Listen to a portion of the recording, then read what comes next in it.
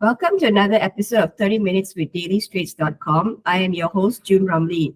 Today we have a special guest, Bryan Reedy, the CEO of Gamer Advantage. So, raised in Eastern Michigan, Bryan's life took a dramatic turn at the age of 10 due to type 1 diabetes diagnosis. His battle for survival, coupled with his love for Nintendo 64, profoundly impacted his perspective on health and wellness. Bryan's journey led him to Eastern Michigan University, where he studied film studies and broadcasting. He ventured into broadcasting with Detroit's pioneering FM gamer radio talk show. Although the project was short-lived, it fueled his determination, leading to a shift to finance, where he honed his skills in marketing and management. So his transition into the eyewear industry was a pivotal moment. It sparked his interest in integrating technology with eyewear. In 2018, Bryan founded Gamer Advantage, focusing on enhancing gamers' well-being through the innovative technology. As the CEO, he dedicated the developing products that support gamers in maintaining a healthy balance between gaming and rest. So thank you so much for dialing in from the US. I believe it's quite late in the evening. So how are you today, Bryan? I'm wonderful. How are you? Awesome. Thank you so much for this. I have the product.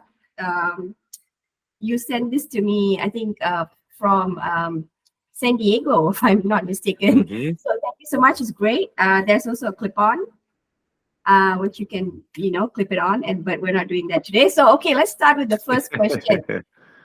What inspired your transition from finance to eyewear industry? So you were in a day job, okay? You worked in a day job and suddenly you had this calling. You wanted to do something completely different, which is eyewear industry. So we spoke about this, but maybe you can tell the listeners what happened, what transpired, the change. Yeah, I think the biggest thing is I was working for a Fortune 50 company, great benefits and great pay and all those things. But I kept hitting my head against the ceiling when it came to just being different. I was always bucking the processes and kind of known for not following the rules. And while I never did anything that I shouldn't when I was in finance, when I saw this opportunity to join this family business in a similar kind of management, sales, business role, I was just like, stop working for the man and work for another man, but one that's not driven by the stock market and all these other outside influences. I felt I could have more impact on a smaller business than I would be able to make visible in a large company.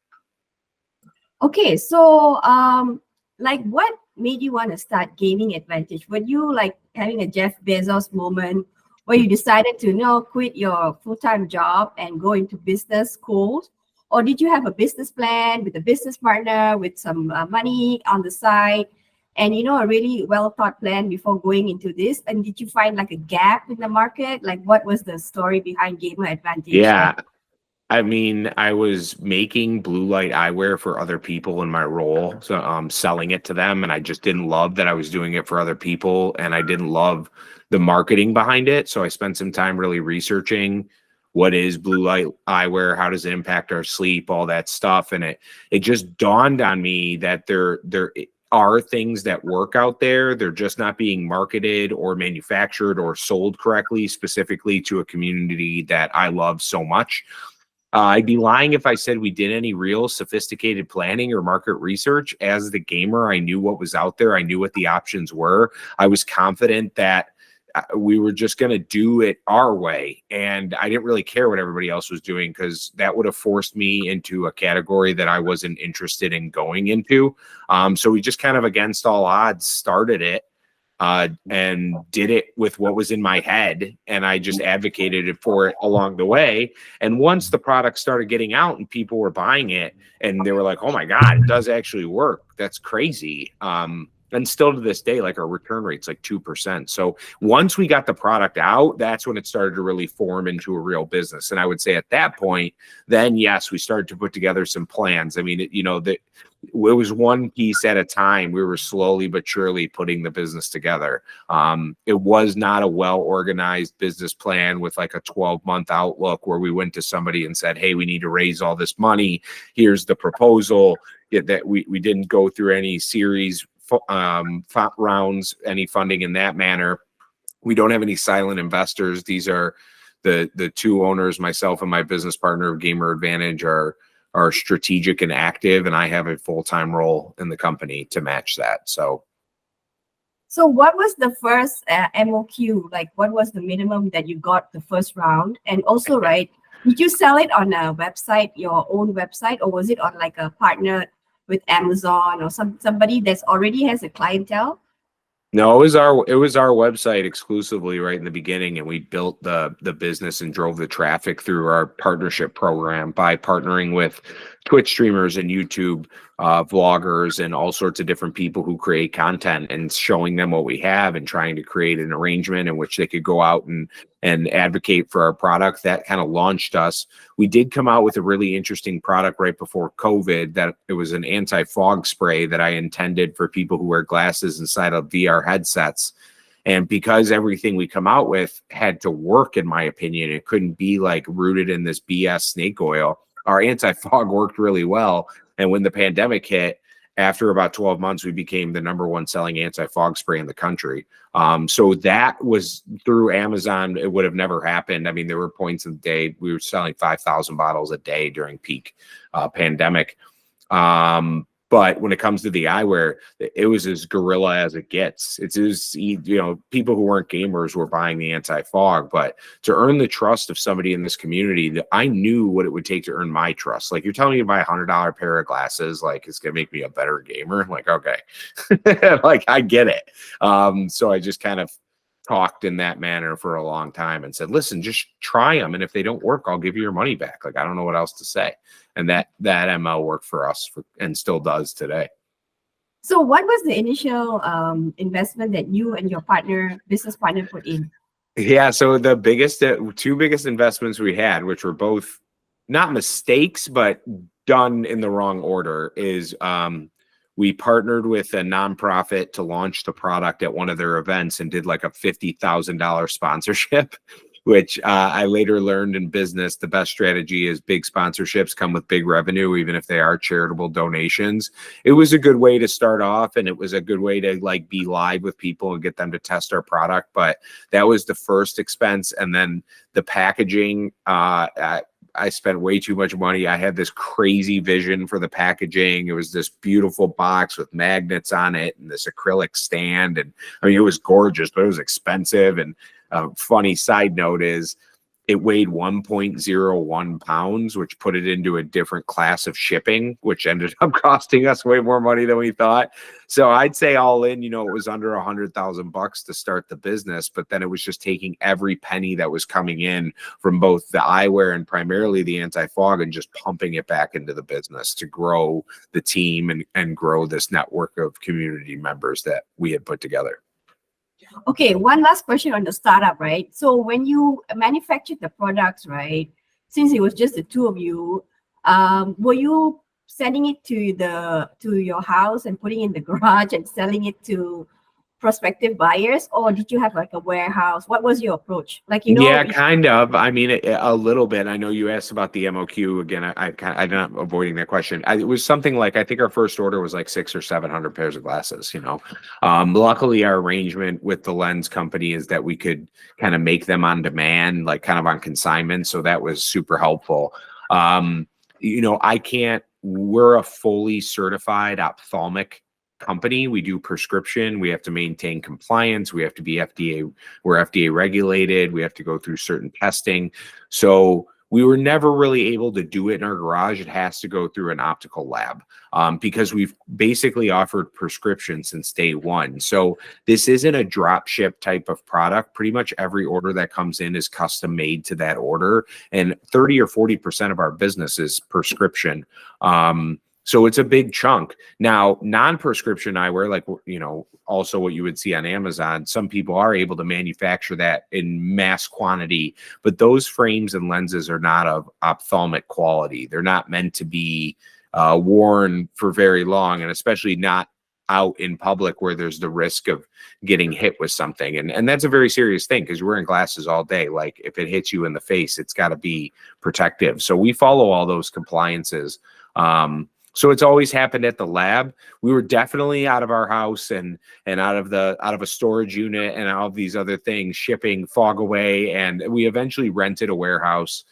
We did that for a little while, and then as things finally slowed down, we were able to sublease the warehouse and get back to working remote. But it did get a point where we had to get a facility we could operate out of. It wasn't that expensive though. We're making enough to pay rent for $3,500, $4,000 a month, and we just did it temporarily, and it worked. Awesome. Okay, so we spoke just now, and you said that your brand Gamer Advantage doesn't really have a competitor. But so I just wanted to know, right?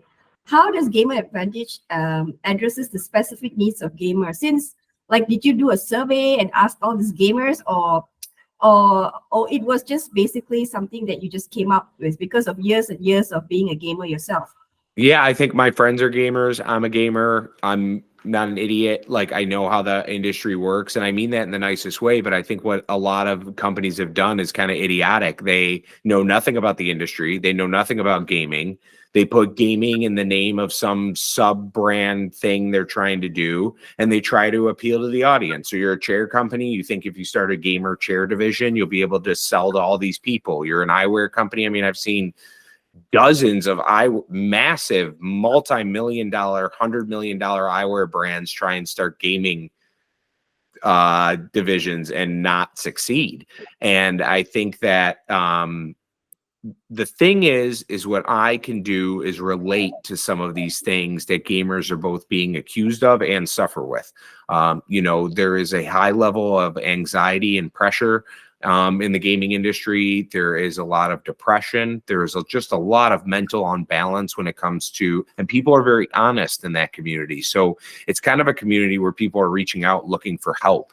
And it was clear to me that it was almost impossible to be a content creator and sleep well because you had to stream at these late hours when everybody's consuming content.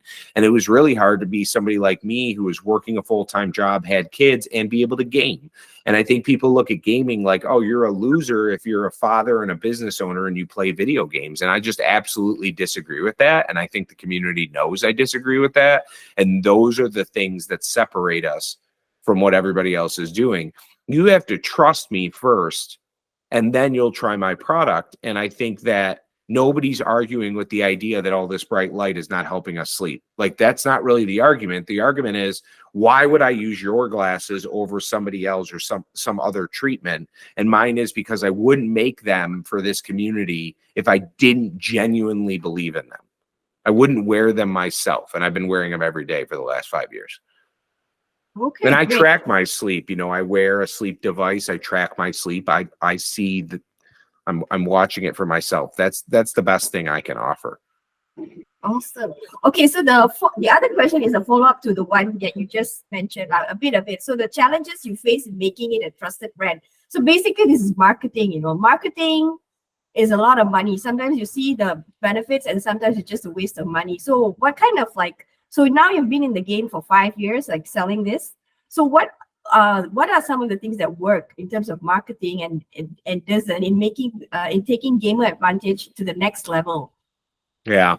Well, we have to. What we know doesn't work is being an eyewear brand and marketing with generic lifestyle eyewear focused ads on Facebook. Like, I can tell you that doesn't work.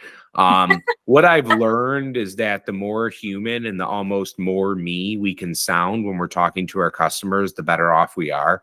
So our email has to be really strong, and our content creator community, the Gamer Advantage family, the partnership program, that's a very crucial part of what we do, because all those people are out there talking to thousands, tens of thousands of people on a daily basis, talking about our brand. There's social media marketing, but back to the paid ads. I mean, here's the thing is that we're doing things in the industry that both eyewear companies are duplicating. There's all sorts of very large brands bidding against my keywords of my own company name on Google and all those fun things. We're on the charts of other major eyewear brands about how we stack up according to their product and whatever BS they make up about us. And so people know we're here. But the other things that are happening is people are copying some of the things we're doing, like the town halls we do, in a lot of these community events we participate in. So I wish I had a crystal ball to say like what's next. I think the advertising in gaming has gotten insanely expensive because of all this kind of big money around the professional esports and kind of all the big streamers. And it's shadowed this really awesome hardcore group of content creators that have always been there and have been, you know, the core of this community forever. So we continue to work with those people in any way we can. But this traditional marketing, like just doing ads on Facebook and Instagram, that doesn't work for our brand. Alrighty. Okay. So innovation and practicality. So how do you balance it with your product? So you did show us the fact that, you know, the tips they ban, right? So what other things are coming in like for 2024? Well, you know, like I said, everything has to be comfortable. The technology for the frame is just a holder for this amazing lens that we've created. I mean, I've added these things to make the best possible, most durable frame that I can for somebody for the best possible price. I think what you've seen from us over the last several months is this growth in our lens offering. So we have a focus lens, we have a sleep lens, we have a dream lens. We're working on other lenses that help with other things, but where we're focused right now is just continuing to spread that core message for gamer advantage, because while we've been very successful, there are still a lot of gamers that we can help. So we're trying not to get too distracted with new styles and new this and new that, because what we need to do is continue to grow our reach when it comes to this frame that I'm wearing, the frame that you're wearing. It is always has been our flagship product. And I don't think there's any reason to, I mean, this is a stretch, but in our sake, reinvent the wheel. Great. So how many SKUs do you have under your brand? Like, oh God, too many. You know, we have to stock. So when you talk about SKUs available on our website, I think we have, you know, 8 different styles, some in 5 different colors. I mean, we have hundreds of SKUs on our website with all the accessories that we have and the apparel that we have. We offer readers, we offer prescription. And then when you actually drill down to like our inventory, when you offer prescription eyewear, you have to have dozens and dozens and hundreds of diopters and different cylinders and all of this different combination of lenses so you can accommodate somebody's prescription. So on the back end, hundreds and hundreds of SKUs. Customer facing, probably under 100, but with the combinations of this color frame and this lens, you know, is it dream and is the frame red? Is it focus and is the frame blue? I mean, there's just really an endless amount of combinations of stuff you could probably purchase on our website. So you don't have a problem of unsold stock, right? Because of the different kind of SKUs that you have. No, I mean, not really. We've definitely had styles that are duds. There's no doubt about it, but we've done enough volume and developed a good enough relationship with our frame manufacturers that we can really handle the basic MOQ of any style and sell through it. It's just, will we restock it? And what we found time and time again is people want a subtle, nice frame. They don't want bright pink. They might tell you they want bright pink because they think it would be so cool to have bright pink. But then when it comes to actually buying it and wearing it every day, it doesn't, unless it's like part of their like get up for their character or whatever personality they're being. But for the most part, everybody says, oh, you should come out with a bright red frame. And like, oh, okay, should I? Because my years in optical tell me that's like what everybody says, but nobody actually buys. So we've done it. We've done it just to show people like, all right, fine, here, you want it, here it is. And you kind of know what you're going into before you do it. So we really haven't shot ourselves in the foot too bad on that kind of stuff. Okay, awesome. So what role does your personal health journey play in your company's vision? So I did talk about you having that, thing, diabetes type 1. So how did this, is there any connection or anything in that sense? Yeah, I mean, I've been a gamer my whole life. And like you said in the beginning, I mean, they were using video games as a form of therapy when I was in the ICU recovering from a very near-death experience in my diagnosis. And, being 10 years old and having to take 4 injections a day and prick your finger, 5-10 times a day and go back to school. And, video games were definitely a huge piece of recovery from that. Fast forward, I'm 37 years old. I've been diabetic 27 years. I'm in the best shape of my life. I work out 3 to 4 times a week. I watch what I eat. I'm not perfect.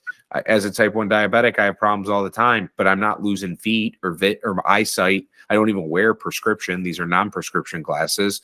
I'm very fortunate where I am, and I think a lot of it has to do with this continuous progress I'm trying to make. I didn't always sleep well. I mean, God's sakes, I used to smoke. Like, there's so many things that I've learned that you don't realize how big of a difference they make until they do it. And I think it was about 4 years ago or so when I really started taking exercise seriously. And I'm not talking the BS like I walk my dog. Like, that's not it. I'm talking like actual raising your heart rate, real calibrated workout. And after doing that for about a year, I was like, okay. And then I really started to feel the sleep changes and drinking more water and all these little things. So they play a huge role, because I'd be a total hypocrite if I was saying these glasses helped you sleep better and I didn't sleep like a baby. And I sleep like a baby for the most part. Of course, we all have our moments. I got 2 little kids. It happens. But I sleep good, and I credit part of it, not all of it, but I definitely credit a big part of it to this eyewear we've developed. But I also credit it to the other things that you have to do in your life to maintain your wellness. And I'm an advocate of those things too, but I can't sell everything, Alrighty. Okay. So, how do you see the intersection of gaming and wellness evolving? So, gamers get a lot of hate from the public because you're sitting at home in front of the TV and you're playing games and you're not going out and, doing all the activities like, going for exercise and all that. So, but gaming is also a very important industry. It's a $1 billion industry. So there's no way this is going to go away. So basically, how can the two evolve, together in a nice Well, it way? has to. I mean, it's, the industry is worth hundreds of billions of dollars. And I think, like, the thing is, you incorporate things like MetaQuest and, Ring Fit and these things that make you active. And that's great. But the reality is being sedentary isn't good. So sitting at your desk for your job is equally bad as gaming. And the other thing, watching TV, doing homework on your laptop, those are all sedentary events. So I think what's important to realize is it's not gaming. Gaming has nothing to do with what's going on with your health. It's how you spread your day out. If you're working all day sitting down and then you game all day sitting down and you do everything sitting down, like, yeah, it's going to be negative, but it wouldn't matter if you replace gaming with watching Netflix. And what I see a lot, specifically in parents is, they don't want their kid to game, but it's okay if their kid is watching TV. And it's like, or it's okay, the kid is doing homework until 2:00 in the morning. And it's like, listen, what's on the laptop screen is irrelevant to the impact it's having on their health. So I think that there's been an intersection. I think there's been a lot of lip service from a lot of major brands in the gaming space saying they're advocates for wellness and they haven't done jack. I think the focus has been too much on the fame and glamour, and we haven't given real consideration to the fact that the average esports player probably retires at the age of 22.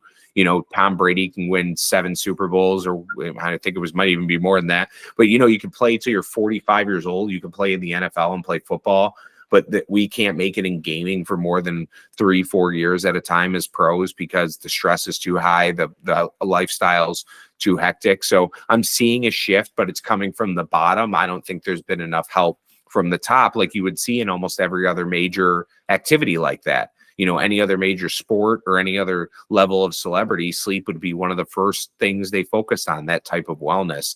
And it just wasn't what we led with in gaming. The best analogy I can give is the NFL.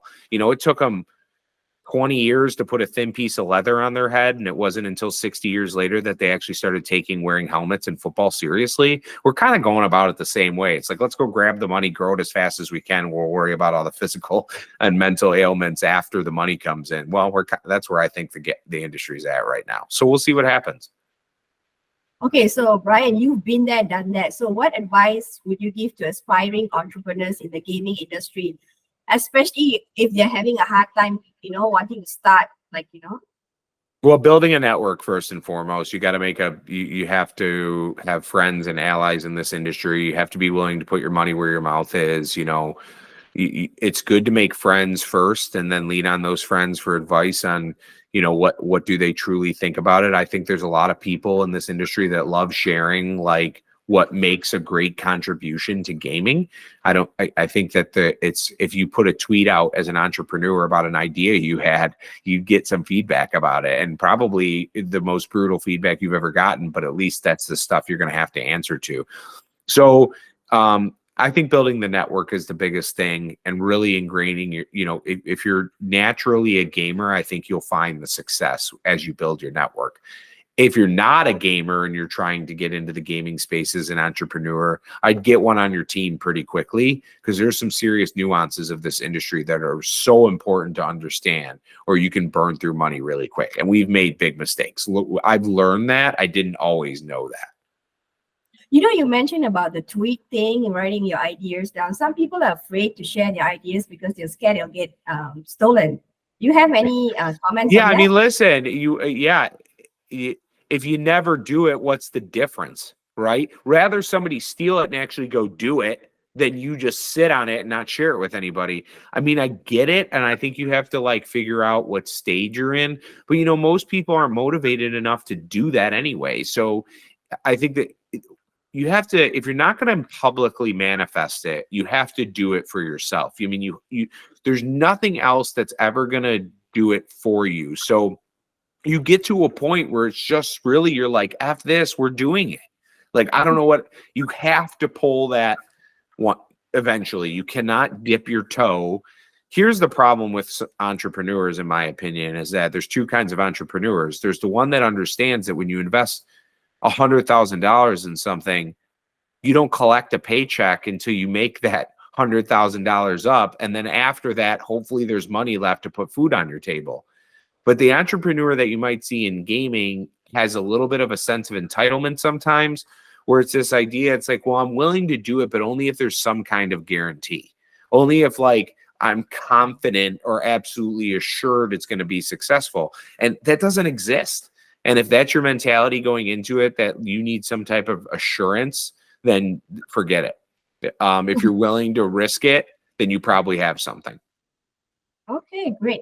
Okay, so what are the future plans for Gamer Advantage? So, maybe you can talk about the first quarter of 2024. Do you have any new SKUs, any new collabo, anything? Yeah, I don't think, I mean, we, first quarter of 2024 is going to be a focus on getting back to that community-based content, that origin story-driven content. We have some changes that we need to make, given that 2023 was a tough year, a down year for us versus what it was the year before. But I think, we're dealing with inflation, and we're dealing with a lot of things that impacted the business. We have plenty of meat left on the bone for sure at Gamer Advantage, but I think we have to tighten our belts a little bit and make sure that we're not the ones who are as impacted by some of these events that are both happening specifically in the gaming industry and externally, just in the economy in general. And we're prepared to continue to ride that wave. So I hope there's a correction coming for a lot of people in the United States right now. I mean, it's kind of a messed up financial situation. Interest rates are very high. Cash is king. It's tough. And so I don't think we want to take any big swings or go too crazy at a time where there might not be a chance to recover if you put yourself in that situation. And that's the kind of guy I am. I'm a risk it kind of guy. And right now is a really dangerous time to risk too much, in my opinion. Also, okay, so final question. So it's a really nice question. It's something that I would ask: personal gaming experience that has been particularly meaningful to you. All right. Playing Red Dead Redemption 2. I played through the whole story of Red Dead Redemption 2. Depending on how you play the character, it changes the outcome. You can be bad, you can be good, those kinds of things. And I just thought the story mode was so impactful and amazing. And even more importantly to me, the soundtrack was just epic. I just loved the music. I cried at the end when the character died at the end of the game. And I just never really had that level of, I mean, I've had some emotional feelings in games, but I've never felt that way about Mario dying or anybody else. But when that guy died, and he had this revelation at the end, his lines were better than most movies I see. And it really helped me. It was at that moment that what I realized is I probably played that game for 80 hours to beat that game. I paid $60 for it, and got 80 hours worth of value that I would put hand in hand, hour per hour, is just as valuable as any movie I've ever seen. So, you pay $20, $30 to go to a movie. It's 2 hours long. You pay $60, get 80 hours of entertainment plus a soundtrack out of a game that you can be so immersed in. It's like you're there. Nothing. I mean, that was one of the best experiences I ever had in video games. Awesome. All right. And to wrap up, Bryan, it's been an absolute pleasure having you on the show. Your journey from battling a health crisis to leading a successful tech-focused eyewear brand is truly inspiring. So thank you so much for sharing your insights and experiences with us. And any final words or anything that you'd like to say? No, I appreciate the opportunity. If you want to follow us, you can find everything is at Gamer Advantage. Twitter is definitely our most popular channel. Sometimes you'll catch me streaming, but that's pretty random. So no, I appreciate the opportunity to be here, and we appreciate if you'd give us a chance when you're thinking about how can I sleep a little bit better so I can game a little bit better. Awesome. To our listeners, thank you for tuning in to 30 Minutes with dailystraits.com. So Gamer Advantage just ships to Australia, and I will put the link below. So stay tuned for more engaging conversations in our upcoming episodes. Thank you.